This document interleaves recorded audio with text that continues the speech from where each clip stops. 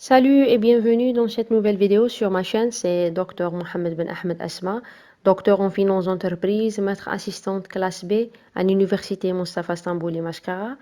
Dans cette vidéo, nous allons parler du traitement des immobilisations à travers trois normes comptables internationales. Cette carte mentale vous montre toutes les informations qui concernent le cours, qui est structuré en trois thèmes. On a le premier thème qui traite les immobilisations incorporelles d'après la norme IAS 38. Le deuxième thème qui est consacré aux IMO corporels et leur traitement comptable d'après la norme IAS 16. Et le troisième thème qui traite les dépréciations d'actifs d'après la norme IAS 36. Donc, en ce qui concerne l'IAS 38, cette norme s'applique aux immobilisations incorporelles, sauf celles qui sont traitées par une autre norme. Dans ce cas, les dispositions de la norme dédiée sont dominantes par rapport à celles de la présente norme.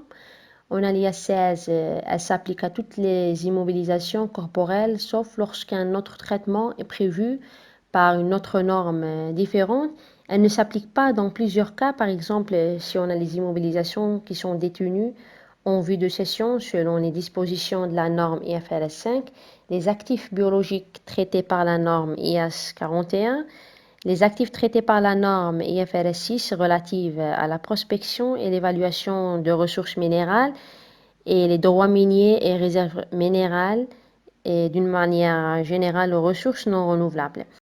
Et on a l'IAS 36 qui s'applique aux actifs autres que ceux qui ne sont pas inclus, sont les stocks traités par la norme IAS 2, les actifs gérés par la norme IAS 11, les impôts différés actifs traités par la norme IAS 12, les actifs relatifs aux avantages du personnel traités par la norme IAS 19, les actifs financiers autres que les filiales, les entreprises associées et les co-entreprises, les immeubles de placement traités par la norme IAS 40, les actifs biologiques traités par la norme IAS 41 et les actifs non courants détenus en vue de la vente traités par la norme IFRS 5.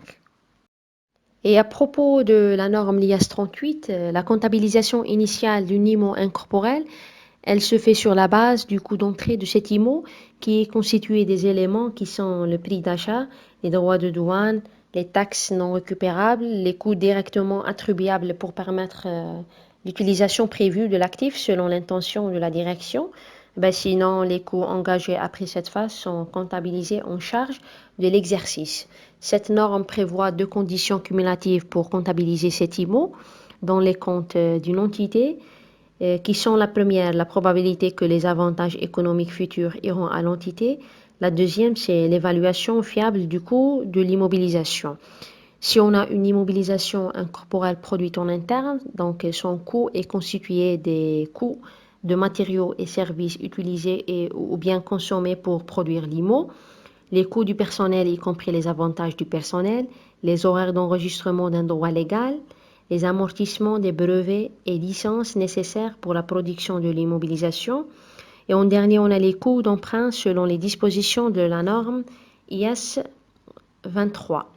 L'entité a le choix entre deux modèles en ce qui concerne l'évaluation à la date d'inventaire d'une immobilisation incorporelle. On a le modèle du coût qui se base sur le coût d'entrée de l'immobilisation et on a le modèle de la réévaluation qui se base sur la juste valeur de l'IMO. La réévaluation doit être faite régulièrement pour que la valeur comptable de l'IMO ne soit pas significativement différente de la juste valeur. Dans la pratique, le modèle retenu est celui du coût, vu que la difficulté de trouver un marché actif est toujours présente afin d'avoir la juste valeur d'une immobilisation incorporelle. Et pour les immobilisations corporelles, on peut les comptabiliser si cet actif génère des avantages économiques futurs à l'entité et si son coût peut être évalué d'une façon fiable. Le coût du numéro corporel est constitué des éléments qui sont le prix d'achat, y compris les droits de douane, déduction faite des rabais et ristournes obtenus, les taxes non remboursables, les coûts directement attribuables nécessaires à mettre l'actif dans l'état d'utilisation prévu par la direction. Et quand on parle de la dépréciation, la perte de valeur, elle doit être comptabilisée lorsque la valeur comptable d'un actif ou d'un groupe d'actifs est supérieure à sa valeur recouvrable. Et annuellement, l'entité doit procéder à des tests de dépréciation des goodwill et des immobilisations incorporelles à durée d'utilité indéfinie. Dans la pratique, le test de dépréciation est effectué à la date de clôture des comptes. Et quand l'entité est dans l'impossibilité de déterminer la valeur recouvrable d'un actif isolé, donc elle procède au test de dépréciation à l'unité génératrice de trésorerie auquel appartient l'actif. Et les pertes de valeur sont comptabilisées dans les comptes de résultats. Les amortissements futurs sont calculés sur la base de la nouvelle valeur ajustée par la perte de valeur. Les reprises de perte de valeur sont constatées dans le compte des résultats si et seulement s'il y a un changement dans les estimations utilisées pour le calcul de la valeur recouvrable. Les reprises sont rajoutées à la valeur de l'actif sans que la valeur comptable de cet actif ne soit supérieure à sa valeur comptable initiale, déduction faite des amortissements qui auraient dû être constatés qu'il n'y avait pas de perte de valeur.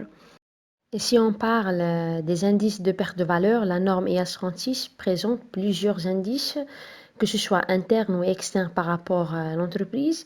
Parmi les indices qui sont internes, on a l'obsolescence ou la dégradation physique de l'actif, les décisions de restructuration pouvant avoir un impact sur l'utilisation de l'actif. On a aussi la performance économique de l'actif qui est inférieure par rapport aux attentes.